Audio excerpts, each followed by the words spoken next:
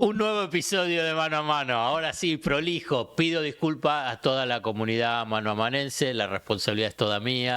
Toda. No, antes me dijiste que digamos que éramos de los dos. No, es toda mía.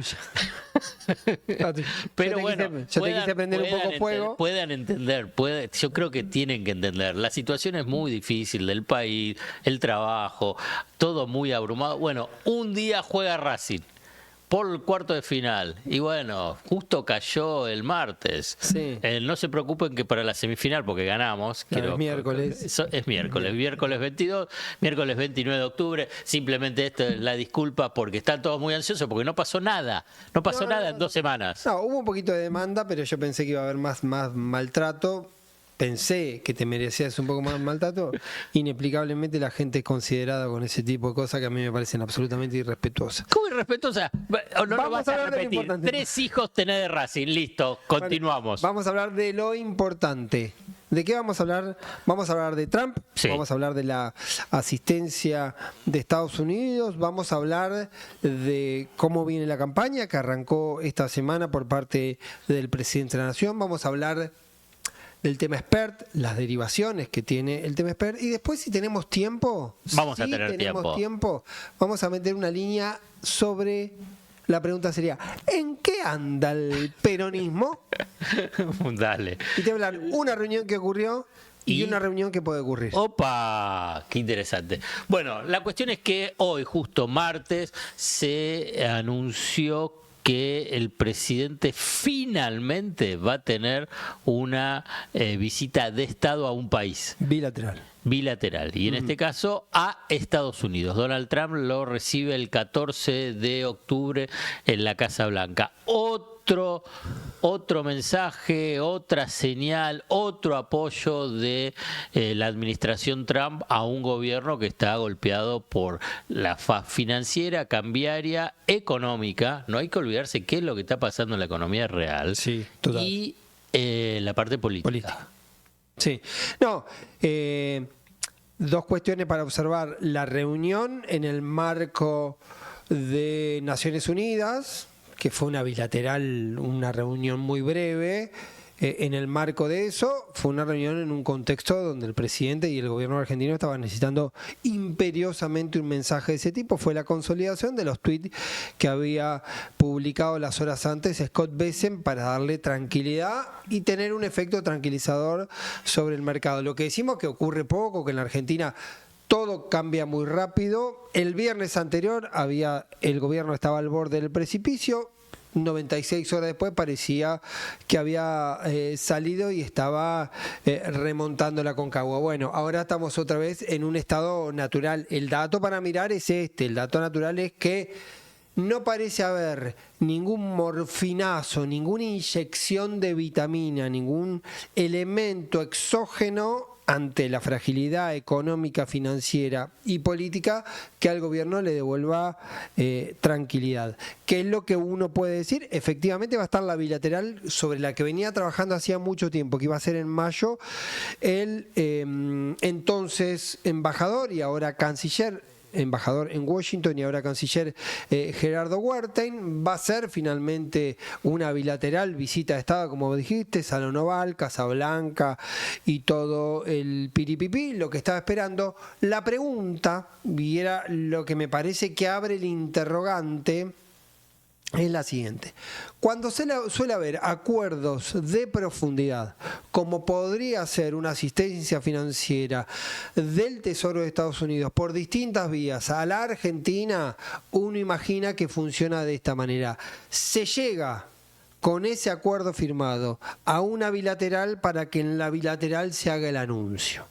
Esto es lo que están diciendo en el gobierno, que finalmente la bilateral del 14 de octubre va a servir para que todo lo que hasta ahora fue insumo de Twitter, ¿sí?, manifestación en redes, mensaje político y un despliegue importante, por lo menos en enunciación, de herramientas con las cuales Estados Unidos puede asistir a la Argentina, algo de eso debería consolidarse en la bilateral del 14 de agosto. Esto abre dos variables para mí. Una primera variable es que efectivamente la manifestación de apoyo político duró relativamente poco. Después me parece que también hubo errores propios del gobierno de Milei o consecuencias, lo que pasó con el acuerdo con las cerealeras, la negociación con las cerealeras, la necesidad de reponer parte del cepo el día viernes, que también hicieron que el mercado, que parecía que había empezado con un fervor de Buenos Aires a recuperarse, empezó a decir, bueno, está bien, esto no está tan bien, empiezan a aparecer noticias complicadas. La otra cuestión es que también me da la impresión que el mensaje político no era suficiente. Y creo que lo hablamos hace un rato, es lo que dijo en un informe Emanuel Álvarez Agis de P4Q, diciendo, mostrame el dinero, veamos. Show me the money. Show me the money, como diciendo, queremos ver el dinero. Y ahí me acuerdo, hay una gran frase que a mí me decía un funcionario hace mucho tiempo en la negociación Buenos Aires-Nación, cuando gobernaba Néstor Kirchner, que era, existe el amor y las palabras de amor. Hasta ahora uno puede entender que Estados Unidos tuvo palabras de amor con Javier Milei. Habrá que ver si esas palabras de amor se cristalizan en alguna medida que efectivamente tenga que ver con el amor, y el amor en estos casos se mide en guita. A ver, te voy a hacer una secuencia. Voy a empezar por el final para tratar de entender por qué ahora los títulos públicos están bajando, por qué el riesgo país volvió casi a 1.200 puntos, por qué las acciones siguen bajando, por qué el dólar oficial ya está arriba del techo. Hoy martes, repito el martes porque la vorágine de la realidad te lleva a que hay que precisarlo. A veces a mí mucho no me gusta porque queremos hacerlo atemporal. El Banco Central estaría vendiendo dólares. Hoy martes estaría vendiendo dólares. Entonces, sí, después le estaba comprando la semana pasada el Tesoro. Por eso, pero entonces voy a empezar por el final, digamos. ¿Cuál es la expectativa que puede ser para ese 14 de octubre? Como decimos, show me the money, es que ese día, además de decir, mirá, basta tener un swap, vamos a comprar bonos en el mercado primario y en el secundario, o sea, emisiones nuevas o las que están cotizando, o un crédito stand-by, es que aparezcan 5.000 millones de dólares. Esto es lo que se está negociando ahora. Caputo, Milei, el gobierno, frente a cómo están ahogados, es que esos 5.000 millones de dólares vengan antes de las elecciones. Lo probable, como bien decís vos, bueno, se trabaja para que el 14 hagan un anuncio.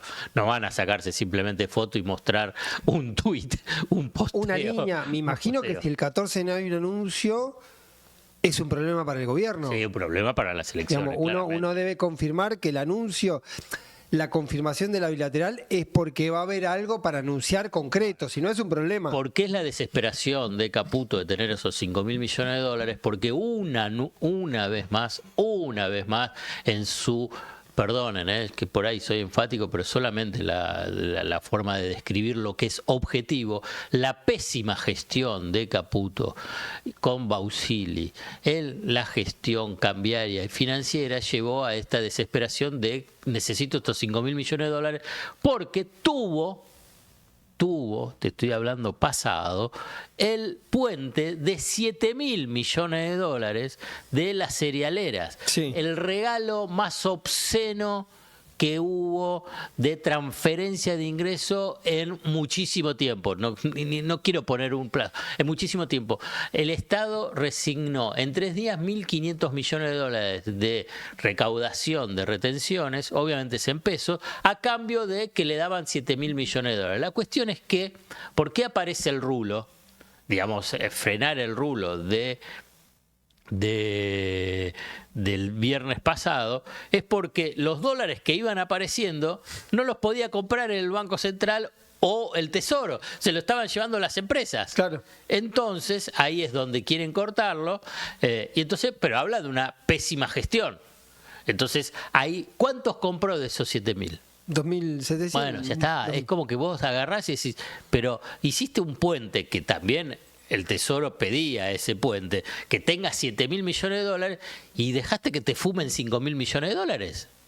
4.500 millones de dólares. Sí. Por eso digo, es pésima. No hay otra definición de la gestión. Solamente porque es, no sé, amigote del mercado. Porque sí, no, lo que pasa ahí, es patético. Lo Alfred, déjame decir una cosa. También es cierto que el viejo chiste de alguien que conoce mucho el mercado esas cosas se le escapan o las deja escapar, digamos. Bueno, Porque la está verdad, bien. digamos, entonces... Bueno, está bien, ponele pero que no te sa- no tengo la son tipos respuesta absoluta. Son tipos que siempre se equivocan para el lado de los Está amigos. bien, no tengo la respuesta absoluta. Todo te lleva a pensar, decir, bueno, pero entonces hundís un gobierno, hundís tu gestión, porque Luis Caputo va a ser recordado ya te digo, primero porque en la primera gestión se fumó 15.000 millones de dólares y después se fue a tomar sola a Río de Janeiro. Y la segunda, que va a ser más recordada, cuando le dijo, compra campeón. Sí. Y que la reafirmó cuando dijo, vamos a vender todos los dólares hasta el último. Entonces, te das cuenta que esto ya está jugado. Entonces vos decís, bueno, yo estoy jugado, entonces hago los negocios. Bueno, puede ser, no sé. Pero eso tiene... No lo sé, te digo, no lo sé. No, pero digo, me genera esta esta contrariedad de decir, el tipo conoce el mercado, ¿se le escapa eso? Bueno, pero eso efectivamente se le escapa. Costos elevadísimos. Esto es la responsabilidad de Milei, que le tiene que decir, digamos, tiene que agarrar y decir, pero ¿cómo es? ¿Vos sos el número uno en las finanzas si pasa esto?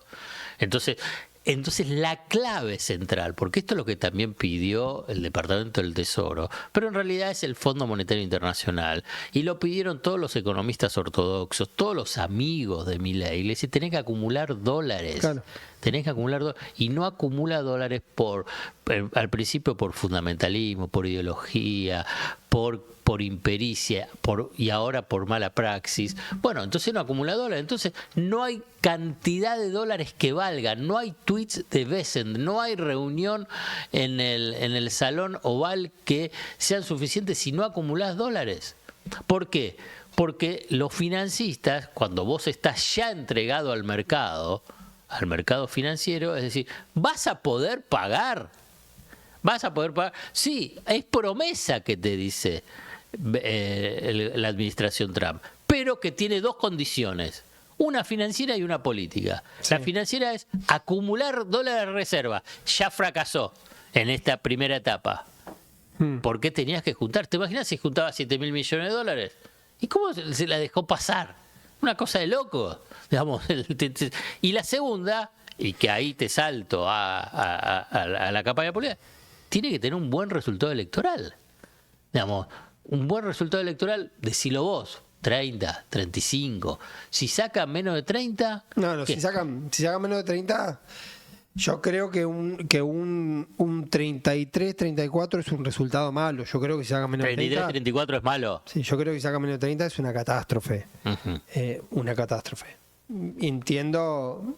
qué sé yo, viste, uno con la percepción de los márgenes de aguante que tenían algunos sectores sociales, uno imaginaba, yo había dicho que para mí el peronismo iba a ganar por 3 puntos o más en provincia de Buenos Aires, al menos por 3 puntos, terminó ganando por 14, yo creo que hubo cosas ahí que no vimos. Es obvio esto, quiero decir que entonces, no sé, yo tengo la sensación de que el gobierno debería andar en un rango de los 35 más menos. Puede ser que tenga 37, puede ser que tenga 32. Esa diferencia es mucho para mí, ¿sí? Tener 37 es un resultado más o menos rescatable, porque con 37 posiblemente le permite... que de 35 para abajo vos decís que queda frágil. Porque lo más probable es que de 35 para abajo quede segundo en la sumatoria nacional. Con 37 yo creo que le puede terminar ganando a la sumatoria del peronismo, que tenga... Pero bueno... Pero después si querés lo avanzamos. Pero esto es una condición muy fuerte. Es una condición muy... Yo de todas maneras, que era lo que hablaba en la previa y lo que yo venía pensando, que me da la impresión que el mensaje de Estados Unidos es también para el 27, como diciendo, sabe o debe saber a ciencia cierta de Estados Unidos que Milei no parece estar en condiciones de tener una muy buena elección, ¿sí? Por lo tanto, prepararse por una elección que sería más bien moderada o mala o medianamente buena, si saca 38, poneles, pero a partir de ahí ver cómo administra lo que viene, que yo creo que lo que viene también supone una tensión, no solo la cuestión electoral, que uno imagina que ya Milei o el gobierno está lejos de sacar 42%, que fue lo que sacó Macri en la elección del 2027, que mejoró sustancialmente todo y que empezó a haber visto por el sistema de poder como esta idea, acá tenemos...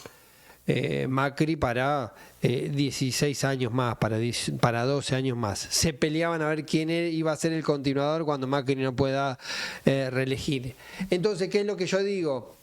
me da la impresión que también le está dando una especie de seguro, un blindaje anti-derrota o anti-elección floja, para que las cosas a partir del 27 de octubre no se les madren al gobierno y pueda tener un volumen de soporte político y económico para hacer las adaptaciones al plan que necesita hacer. Para mí la traducción ahí, si es ese escenario que vos planteás, que para mí es bastante benévolo para el gobierno, Sí, en el claro. sentido de que Estados Unidos diga, bueno, y yo igual los voy a blindar de acá al 27, es para que Milei, además de resetear su gobierno, el gabinete y el plan económico con una devaluación y un mercado libre y que sea lo que sea, con un shock inflacionario, una situación regresiva en términos sociales, económicos, laborales, con una situación bastante explosiva, porque viene una economía estancada con tendencia negativa. Los últimos 3 meses registrados por el INDEC, mayo, junio, julio y agosto. Entonces, es como de laboratorio en función a que Milei inmediatamente empiece a cumplir el objetivo central que tiene Trump para Argentina, tener un aliado incondicional que ponga un límite, no un límite, que desplace a China de Argentina como señal para el resto de América Latina, porque es eso, porque no es que Trump se va a Estados Unidos, pero no, ¿por qué es Estados Unidos? Porque no es solo Trump, los gobiernos demócratas lo mismo, no querían que esté la influencia china en la región, no es solamente Argentina, es para todo el resto de Latinoamérica. Mi interrogante con eso es si, que es en realidad el interrogante desde el primer momento con el programa económico de Milei, aunque no haya programa económico, haya programas de otro tipo. Quiero decir, siempre había una explicación de que se iba a llegar a determinado lugar donde iba a haber un fenómeno que te iba a permitir tener dólares genuinos para adaptarte. Yo ya dejé de esperar esa fantasía porque iba a ocurrir en algún momento y hubo puentes y puentes y puentes, donde en algún momento uno tiene que decir, después de todos los puentes, en algún momento tenés que llegar a terreno firme y entrar en una carretera. Yo no sé dónde está esa carretera, si es que existe esa carretera. La consideración al respecto es si las medidas que puede tomar el gobierno después de las elecciones, sea cual fuera el resultado, que seguramente pueden ser antipáticas en el sentido de una devaluación, una flotación del peso. Alguien recordaba, creo que era Álvarez Aggi, también diciendo que una de las medidas clave que le pidió en su momento a Estados Unidos cuando le hace la asistencia de 20.000 millones a México fue que deje flotar el peso mexicano en aquel momento. Que es como de manual que eso debería ocurrir. Es que va a ser así, porque lo dicen todos, yo te estoy repitiendo. La cuestión, claro, lo que yo quiero decir es si ese fenómeno hace que en algún momento la cuenta corriente argentina con un dólar más alto logra encontrar algún punto de equilibrio y dejas de necesitar tantos dólares. ¿Qué sé yo? Estoy haciendo... ¿Y qué te dicen tus amigos economistas de cuál es el dólar más alto? No, bueno, yo sé, charlando la semana pasada con alguien de un grupo económico muy importante que tiene simpatía con el gobierno y el planteo del grupo, de los economistas del grupo, era: tenemos que ir a un dólar que de mínima esté en 1.700, el piso está en 1.700, habrá que ver dónde se estaciona, si es que se estaciona, para desde ese lugar establecer un esquema de compra de reservas sistemática a lo largo de cada día, que decía tendría que sumar 2.000 millones por mes, 100 millones por día, con un dólar que debería estar mucho más alto, y que ese dólar más alto podría ajustar algunos fenómenos que tiene que ver con la balanza y demás. Lo que pasa que ya hubo muchos argumentos, hubo muchos motivos que después del puente iba a llegar un momento donde eso iba a funcionar. Iba a aparecer algo que en algún momento debía aparecer o deberá aparecer: el superávit energético. Está el superávit energético. Por esto digo, 6.000 millones de dólares. Siempre va a aparecer algo y se te va por algún lado, se te escurre por algún lado. Uno termina pensando desde el lugar, yo no entiendo de economía, digo, escucho, pregunto y demás. Y en algún momento terminás pensando que la demanda de dólares en la Argentina es infinita, que no importa cuántos dólares genuinos tengo, siempre va a tener una demanda infinita. ¿Me permitís un par de números? Porque, bueno, lo escribí en el Destape de este domingo último. A partir de un disparador de un tuit de Hernán Lecher. que él hizo una secuencia de cuántos dólares le entraban en 21 meses a la economía argentina, blanqueo, bonte, repo, FMI, más o menos llegó a 83, 92.000 o 96.000, pero no, bueno, yo le agregué, bueno, porque también hubo un superávit de la balanza comercial en el 2024, casi 19.000 millones de dólares, y también un superávit de enero a agosto. En total son 116.000 millones de dólares. Si le sumás los 7.000 millones más los 20.000 del swap, el swap no está, da un total de 146.000 millones de dólares en 24 meses, ponele que es el swap, y vos agarrás y no acumuló reservas. Entonces, busqué un trabajo de la consultora Empiria de Martín Rapetti, extraordinario el trabajo, porque es un interrogante que yo tengo ya desde el gobierno de Alberto. Los pagos que tiene hasta el 30. No los pagos, no, ¿cuántos dólares necesita la economía argentina? No solamente por los pagos, por la demanda de ahorro en dólares, por para el crecimiento económico, porque se supone que cada vez bueno, con supuestos, pero hiper benévolos para el gobierno, llevaba que en el periodo 2025-2030 necesitaba casi 250.000 millones de dólares. Incluyendo lo que tiene que pagar. Sí, incluyendo lo que tenía que pagar.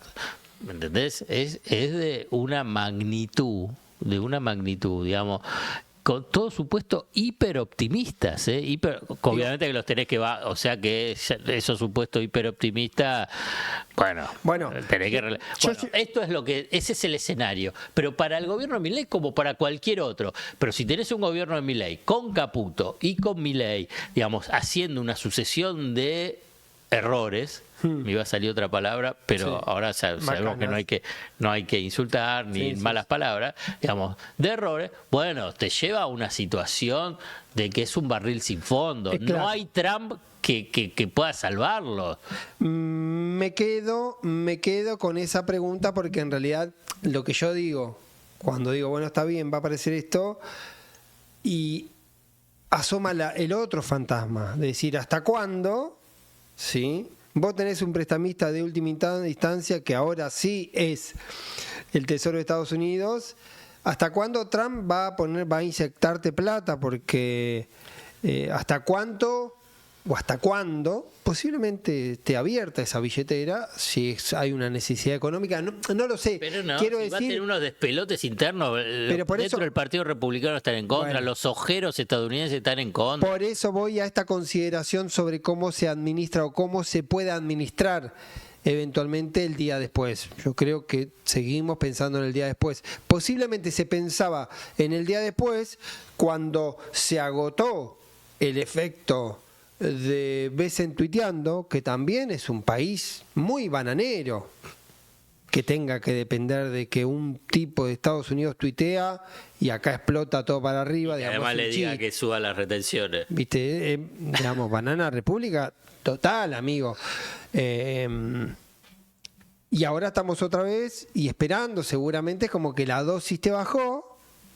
La dosis que te generaba felicidad te bajó, y ahora tenés que ir a esperar otra dosis el 14 de octubre, porque evidentemente no fue suficiente o la ansiedad no te alcanza a pagar.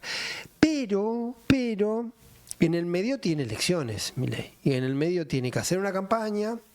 En el medio tiene que lidiar con un problema extra. Está bien, dijiste campaña, ahora vas a decir lo del problema, pero cuando dijiste campaña, pregunto, que vos por ahí consultás, ¿quién se le puede ocurrir que a la primera provincia que vaya a campaña sea Tierra del Fuego? Te pregunto, con simple, digamos, inocencia. Una lógica tenía. Para Tierra del Fuego, donde todas las medidas que se tomaron fueron en contra de los trabajadores, del sector dinámico poco que tenía ahí, para el turismo extranjero, digamos, no hay una medida a favor de Tierra del Fuego. Y él va a la primera provincia que va para hacer campaña, es a Tierra del Fuego. ¿Sabes a dónde fue? A Newsom. Fue a Newsom. Estuvo con Chernajoki y estuvo con Luis Gali. ¿Pero qué estaba buscando? ¿Plata para la campaña? No entiendo. No tenés que ir a ese lugar. No, yo no por él. Estuvo parada todo el complejo durante ¿cuántos días? Bueno, pero todo funcionario quiere ir ahí. La pregunta es por qué Chernájovskij y Gali lo reciben como lo recibieron, mostrándole celulares violetas. Esa es una pregunta también para hacerse. ¿Y cuál es la respuesta? No lo sé. ¿Qué? ¿Campaña? No entiendo. No Digamos, sé. ser libertario. Chernájovskij siempre fue ciolista, fue kirchnerista, fue macrista. Bueno, quiero decir, no tengo la respuesta. Hago la pregunta abierta, la respondemos en la próxima clase, si quiere, profesor. ¿Cómo va a ir a Tierra del Fuego? Bueno, yo te estoy diciendo. Pero va a ser la protesta. Lo único que van a dice es hay dos explicaciones. Tiene enemigos internos. Hay dos explicaciones. Una explicación de carácter operativa, que la mesa de campaña decidió que Milei va a ir a todas las provincias donde se eligen senador. Tierra del Fuego es una de las provincias que elige senador. ¿Mendoza elige senador? No elige senador. Va a ir a una amigable. Va a ir a las provincias que elige senador y a las provincias donde tiene aliados electorales más provincia de Buenos Aires y Santa Fe. Con eso yo creo que son... Pero ¿por qué no empezaste por Mendoza, donde ahí no vas a tener puteadas y manifestaciones? No lo sé. Hay otra cosa más, si querés te la digo, es discutible, sí, pero te la digo. Decila. Como el peronismo en Tierra del Fuego tiene dos ofertas, hay una lista oficial que es de Fuerza Patria, hay una lista bis que creo que se llama Defendiendo Tierra del Fuego, Defendamos Tierra del Fuego, que es de un sector del peronismo. También puede ser, los números que a mí me pasan del propio gobierno de Tierra del Fuego, podría ser que la Libertad Avanza gane por poco, pero gane en Tierra del Fuego, ¿sí? Después los tipos tienen que hacer campaña en algún lugar. Vos me decís, tiene 3 o 4 lugares donde ir. Vale, digamos, es un buen argumento. Ese argumento que este último, relativiza lo que yo te estaba diciendo después, a partir de no tener esa información. Después hubo otra cosa más que se vio muy rápido anoche, fue prácticamente a grabar un spot. Sale del Hotel Albatros con un megáfono y ensaya toda la nueva línea narrativa de campaña, que es no aflojen, que es esta vez el esfuerzo va a valer la pena. Yo le dije que el camino es difícil y cierra con o la Argentina o la libertad avanza o la Argentina retrocede. Ese es el spot de campaña. Ese es el spot de campaña y el spot del mensaje, un Milei que archiva, además, por otro lado, frases tipo: somos el mejor gobierno de la historia, vamos a pintar la Argentina violeta, porque cuando dijo íbamos a pintar la provincia de Buenos Aires de violeta, se la pintaron de celeste. Se le cayeron las brochas, no sé, pero no pudo pintar. Entonces está ese fenómeno que no es menor. Cambia, aparece otro Milei que uno tampoco sabe si le va a dar resultado. No sabe si le va a dar resultado un nuevo tono, una nueva narrativa de campaña, porque además aparecen otros problemas. Aparece el problema de las denuncias sobre Spert, muy mal administrado. A ver, contame un poquito de eso. Muy mal administrado por el gobierno. Recién se tomó la decisión el día de ayer de que Spert vuelva a hacer campaña, prácticamente estaba escondido. Hubo alguna actividad de campaña de Santilli la semana pasada y Spert directamente no apareció, dijo que por temas personales no podía ir en el sur. Hoy estuvo en Olavarría, martes, claro. En Olavarría, 3 arroyos. ¿No Arroyo? Sí, quedó Arroyo porque había pasado algo con el 3. Olavarría va a estar el jueves en La Plata y después tengo entendido, según me decían el lunes a la noche, que va a estar con Milei el sábado en San Isidro. Ahí también hay una dificultad para Milei, y es una dificultad también del rol que le puede dar o no al PRO, que es lo que te dice la mesa de campaña, lo que le dan los focus, lo que le dan los estudios y más, es que el único tipo que puede estar en la campaña es Milei. Tiene que mostrarse con los candidatos, que algunos son definitivamente malos, como ocurre con Spert, o son candidatos tóxicos, o como le ocurre con Fargosi en la ciudad de Buenos Aires, que está muy mal individualmente. Fargosi está 15 puntos abajo.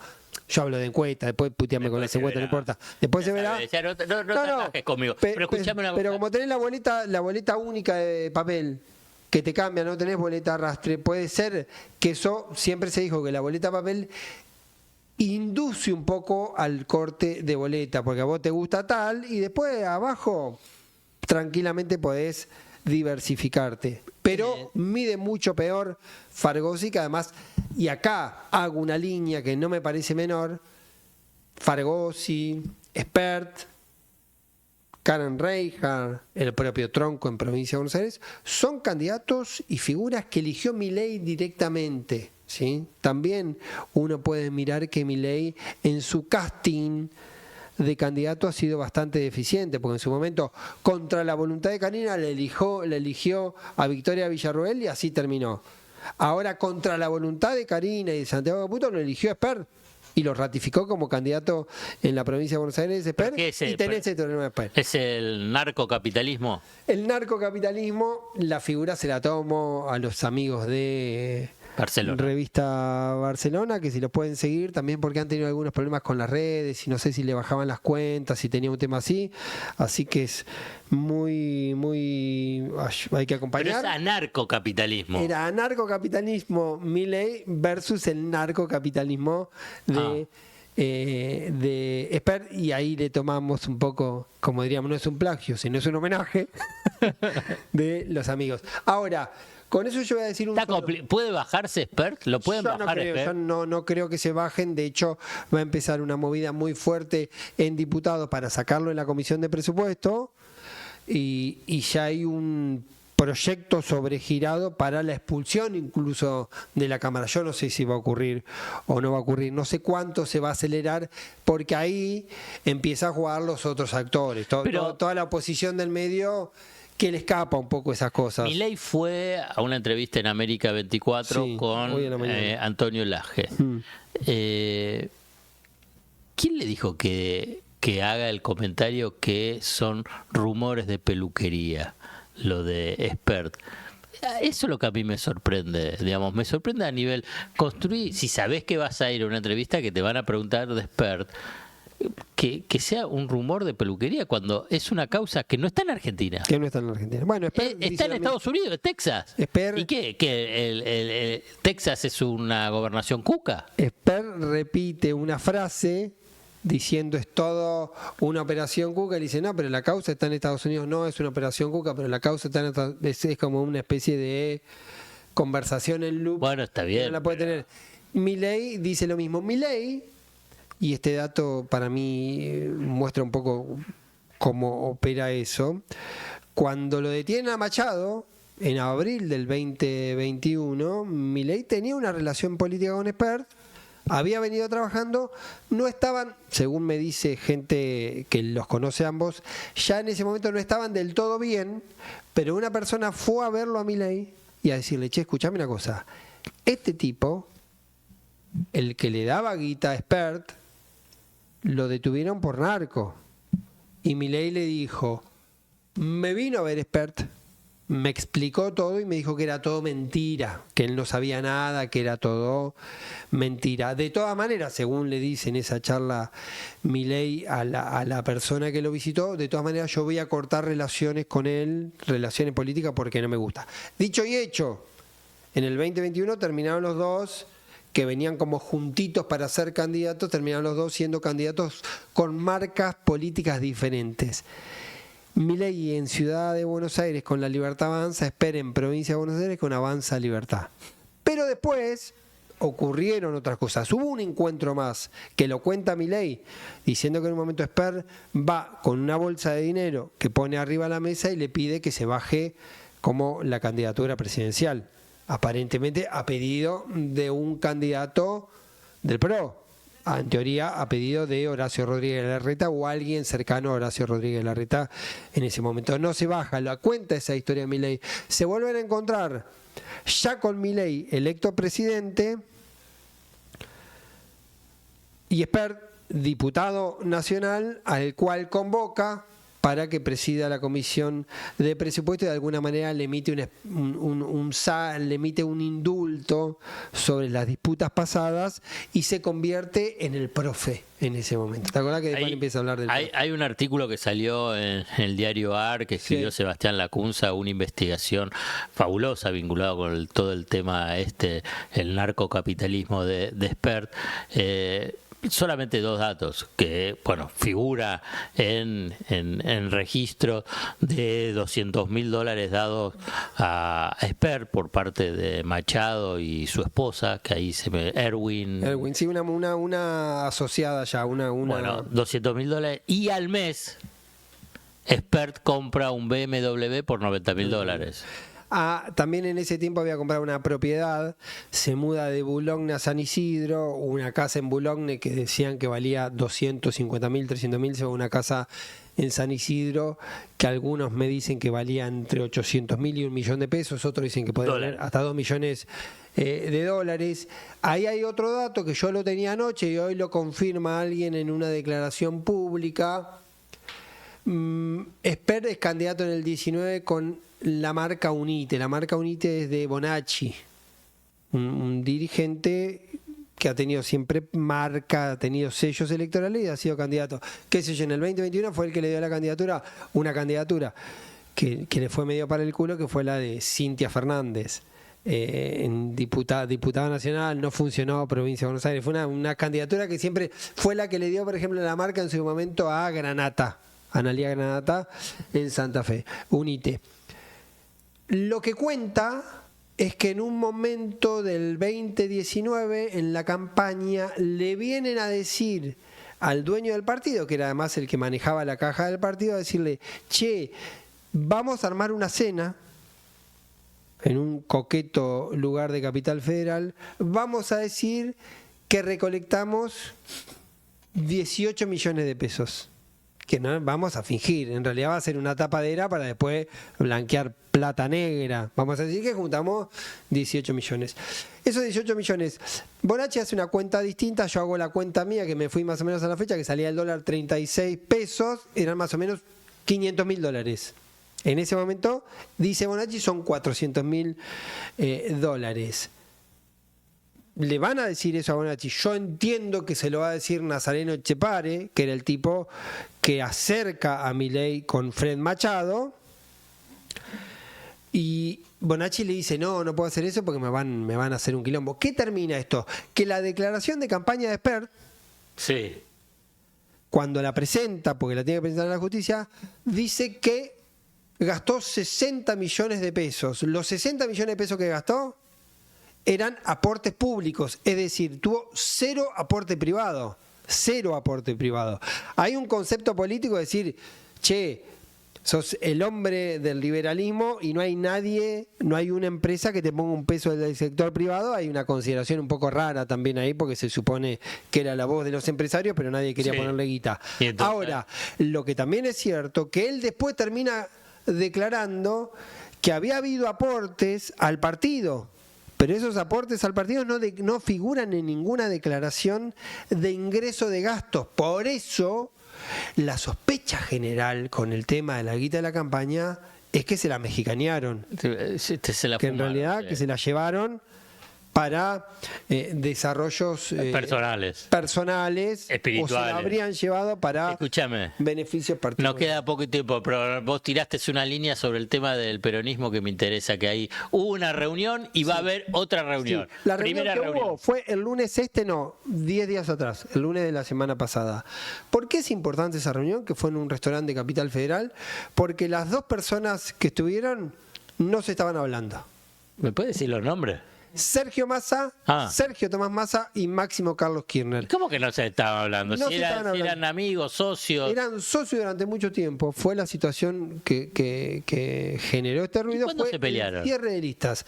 Hay mucha discusión en el cierre de listas donde Massa tensiona mucho con Máximo y con Cristina. ¿Por qué básicamente? Porque Massa considera que Cristina... O sea, Máximo, vamos a poner Máximo si querés para bajarle un poco la intensidad, pero la decisión última fue de Cristina, se dio a lo que se consideró una extorsión pública de Juan Grabois. Privilegió puestos y como cargos. Diciendo, Grabois te hizo la paritaria pública, según dicen los masistas, te hizo la paritaria pública y vos le pagaste. Claro, porque Grabois decía que si no iba por fuera. Si no iba por fuera, si yo no encabezaba, y después terminó sacando 2 diputados salientes en provincia de Buenos Aires. Él y Saracho, no es Saracho, la chica que va de 12, la que estaba en el FISU, no me acuerdo el nombre, perdón. Itay en Ciudad y Serkis en Neuquén. Entonces había cierta cosa, como que el planteo de los masistas era: Sergio fue árbitro, negoció, iba y construía de que no se termine de romper entre Axel y Coso, y después le termina pagando encima. Estoy repitiendo textual. A Grabois, grabó y le tiraba a Massa. Sí, permanentemente. Entonces, eso generó una tensión, hubo un trabajo de reencuentro y se volvieron a juntar. Pero el que se volvió a juntar, a mí lo que me interesa es cómo terminaron. No, volvieron a hablar y entraron en una sintonía. Siempre esas cosas vos te quedás con un reproche diciéndole: che, vos me cagaste porque yo hice esto, y el otro dice: bueno, entendé el proceso, lo que pasó era necesario, el riesgo era vamos a reconstruir, tenemos que ir para adelante juntos. Bueno, listo. Tenemos que ir para adelante juntos contempla otra instancia. Otra reunión. Sí, que todavía no sucedió. Que capaz que cuando se publica o está haciendo, no lo sé.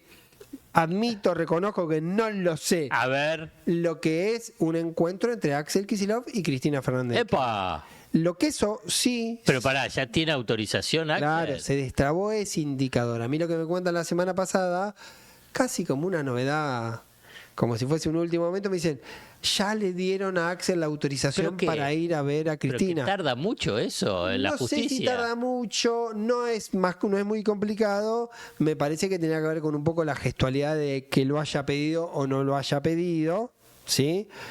Decían que esa reunión iba a ser la semana pasada. Después, pero, por ejemplo, si nosotros queremos ir a hacer un mano a mano a San José 11-11, ¿tarda mucho? No lo sé. Para que nos vean, nada más. No. Simplemente lo que digo es que el dato que me dan la semana pasada del mundo Cristina es: finalmente está la autorización para Axel para ir a ver a Cristina. Se supone que ese encuentro debería ser relativamente rápido, si se quiere, de manera inminente. Las inminencias en el mundo del peronismo son muy relativas, pero bueno, es lo que nos toca por delante, amigo. Hemos terminado un nuevo episodio de Mano a Mano, que no hemos dado el número, o sea que es parte del interrogante. 80 y pico. Es como el dólar, no saben qué número está. 87. Sí, bueno. 87. Opa. Eso fue todo. ¿Tenés algo más para decirle a la comunidad manomanense? Que entren al canal de Truco Gallo, que sigan, que acompañen, que se preparen, que vienen elecciones y que posiblemente nos vamos a volver a ver en el tema de las elecciones. Y el dato final, que anoche se hizo un ruido. Más información. Anoche se hizo un ruido. Fue: Machado está con pedido de extradición de Estados Unidos. Y la Corte lo está cajoneando. La Corte lo tiene desde el 2022, tengo entendido. Yo estuve buscando el historial de la Corte y me da como que hubo alguna información. ¿Le tienen miedo a los narcos? En el 81. Lo que pasó que en los últimos días, en agosto, hubo una presentación del abogado, del estudio de abogados que defiende a Machado, que no casualmente, o sí, porque la Argentina es así, es Francisco Neto. ¿Y quién es? Francisco Neto es el abogado de Javier Milei. Es joda. Bueno, Machado y Milei comparten abogado, que es Francisco Neto. Porque en general se dice que es abogado narco. Cuando un abogado defiende a un narco, se dice es un abogado narco. La gente tiene que trabajar, dirá alguno, no importa. Lo que pasa es que un abogado narco defiende al presidente Milei. Hubo mucho malestar en ese tema de decir: la Corte, cuando quiere, va a la velocidad de la luz, y cuando no, anda en los tiempos de la tortuga. Entonces dicen: ¿por qué? ¿Cuál podría ser eventualmente el beneficio de demorar la extradición de Machado? Que simplemente no sentar un precedente para que si en algún momento un argentino es perseguido por Homeland y te dicen: che, tenés problema con los narcos, entonces vamos a preservar esa instancia, que haya muchas garantías y demás. Bueno, no lo sé. La mala lengua dicen: che, qué raro que justo el abogado que defiende a Machado es el abogado del presidente, y el presidente, si quisiese tener una buena consideración con Estados Unidos, podría pedir que se acelere la extradición, y ahora que va a Estados Unidos le lleve la nota de extradición de Escuchame, Machado. Pablito, ¿tenés más información? No. Porque se nos está yendo, creo, hacemos episodio bis. Este episodio hacemos el episodio bis. No, ya está, perdón. Mano a mano, Zayat Ibáñez, Ibáñez Zayat.